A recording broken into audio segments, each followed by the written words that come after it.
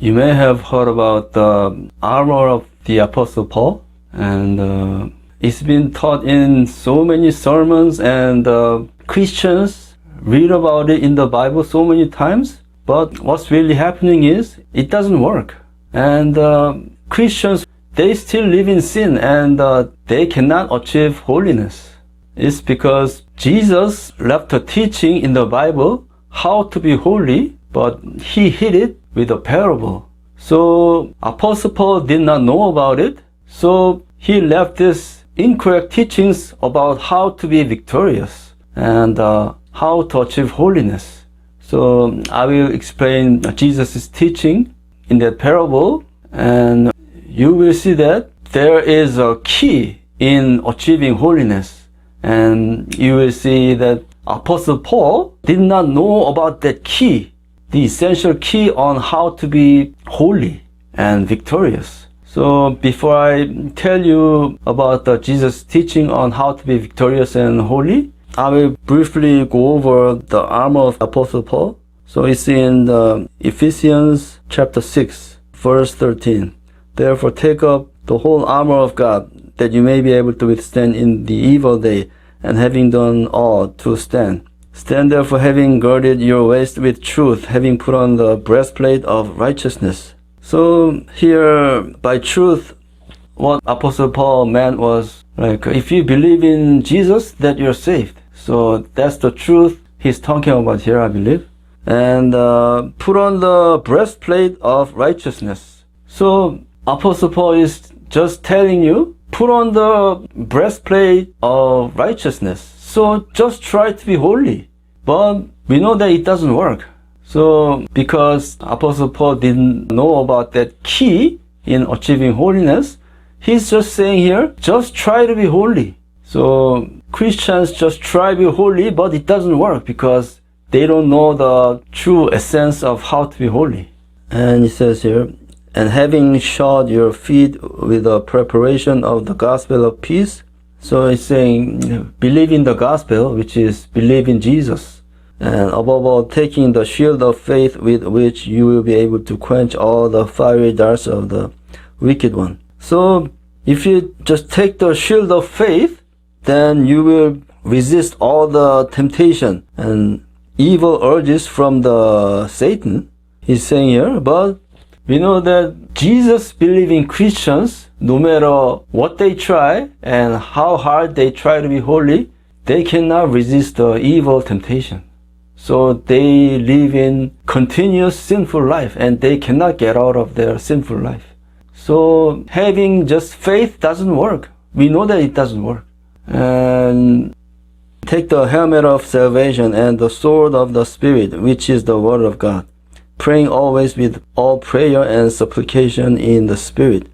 So Christians study the Word of God, and they try to use the Bible verses like a sword of the Spirit, and they pray in the Spirit. But although they do it, they cannot achieve holiness. It's because they are missing the essential key in achieving holiness. So that key is in the book of John, chapter 15. And it's in the parable of vine and branches. So it says, remain in me and I in you, then you will bear much fruit. Without me, you can do nothing. And that kind of branches that doesn't bear fruit, it will be thrown out and be burned. So the fruits are the actions that come out of people. So producing good fruits, that means your actions will be good and you will live a holy life. That's what it means.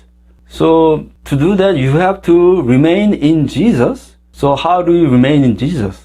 It says, if you remain in me and I in you. So if you let Jesus in you, then you will remain in Jesus. So how do you let Jesus remain in you? So to do that, because Jesus is Lord, you have to let him sit in the center of you. So normally in the center, you sit and you make the decision. But when you let him sit in the center of you, then you make him the Lord of your life. So instead of living for yourself and this world, you live for His kingdom and you let Him make the decision. So you decide to do whatever He tells you to do or go wherever He sends you. So only when you do that, then you can bear much fruit. So here is the key why Christians are not able to achieve holiness. So it says here, "He who abides in me and I in him bears much fruit, for without me you can do nothing." So without me you can do nothing means if Jesus doesn't sit in the center of you, then you can do nothing. That means you cannot bear the fruit. That means you cannot achieve holiness. So now you know why Christians cannot achieve holiness. It's because they just believe Jesus and they do the whole other things to achieve holiness. They pray hard and they study the Word of God, but they still can't achieve holiness. It's because they haven't decided to follow Jesus and let Him be the Lord of your life.